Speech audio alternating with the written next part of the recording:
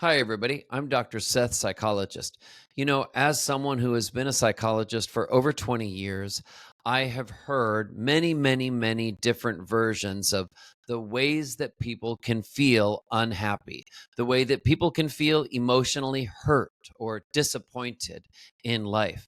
A lot of times, that disappointment has to do with feeling disappointed by, you can probably guess, by others, being disappointed or hurt by other people in relationships. And those relationships could be any different type of relationship.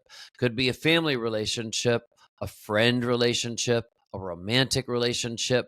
Well, sometimes those relationships can hurt us in different ways. So, what I want to talk today specifically is, I think, one of the kind of saddest ways that a person can feel emotionally hurt. And that is to feel like they get to a point where they have lost trust in other people, where they feel like they actually just have stopped trusting really anyone. They wonder, is there anyone that I can truly trust in this world?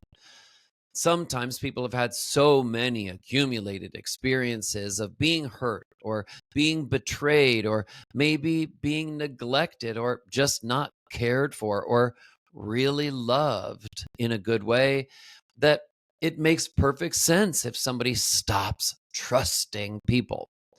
Here is what I want to share, though, that I hope can be helpful.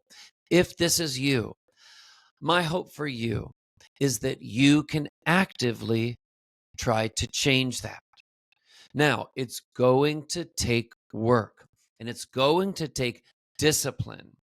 A lot of times, changing some of the things that we feel the most strongly about, we have to change, not just work on changing every single day, but we have to try many different avenues to get to the change that we want.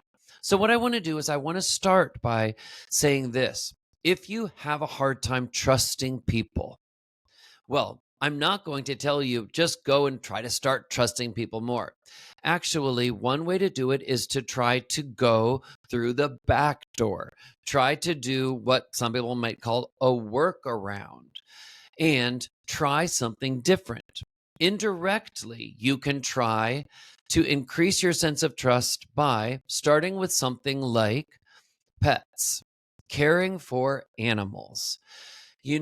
Pets, people who have pets will tell you they are some of their most trusted relationships. Pets so often are consistent. Their behaviors, their needs, what it takes to satisfy them is consistent.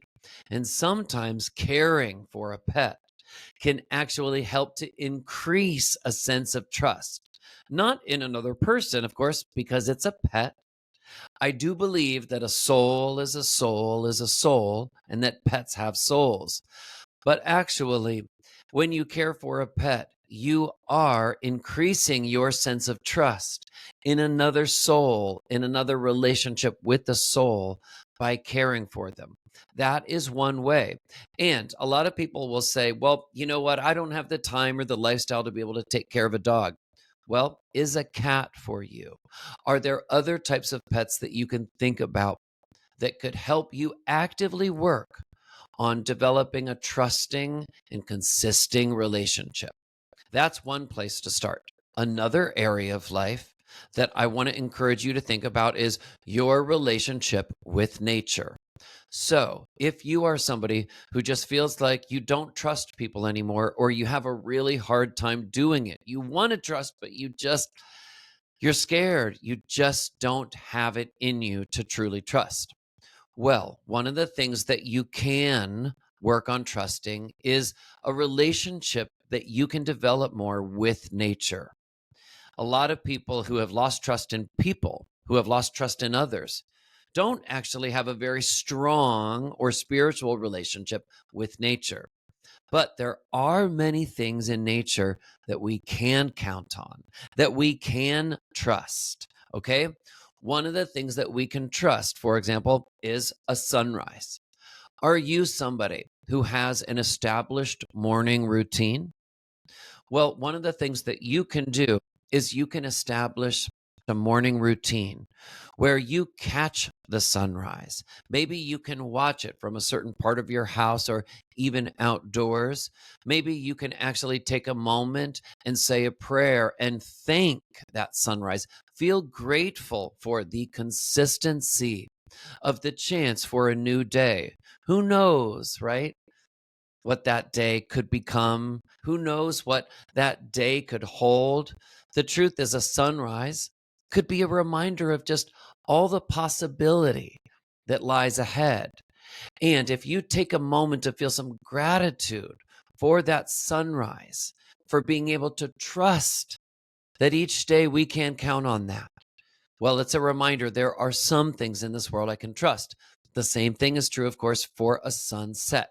Now, not everybody lives in a place where they can really get a good eye on a great sunset and catch it. We all don't live in a movie where we're all sitting in Adirondack style chairs watching the sunset every night.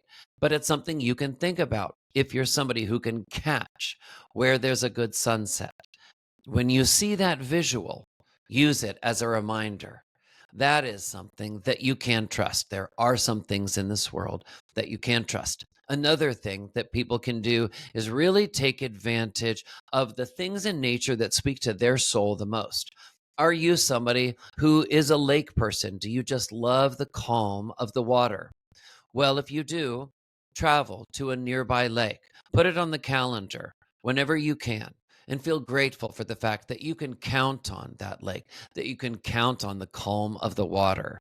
Another thing you can do, if you're a tree person, do you love big old trees? You can consciously make an effort to take walks among the trees and breathe in that presence. Be in nature in that way and feel trusting and thankful that there is something that can comfort you, that you can rely and depend and trust the calm of those old trees. These are just a few examples of nature. And then finally, the last point that I want to make does have to do with people.